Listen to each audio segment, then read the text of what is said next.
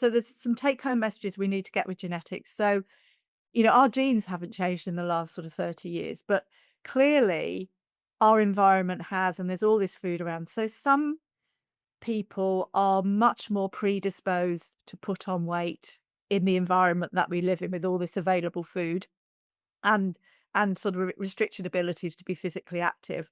We think that about anything between about 40 and 70% of the difference between weight in people is down to sort of some genetic predispositions. Now, that's not that you eat the same food and you put on more weight. It can be genetic things which mean that you have different appetite, and different feedback from exercise, etc. So there may be genetic things that will influence our metabolism and how we handle food, but also how much food we eat and how physically active we are. Um, so genetics is important, but I think what people need to take home is that some people probably need to really focus on what they're doing and work harder with their diet. Some people probably don't need to worry because they naturally eat less, etc., etc.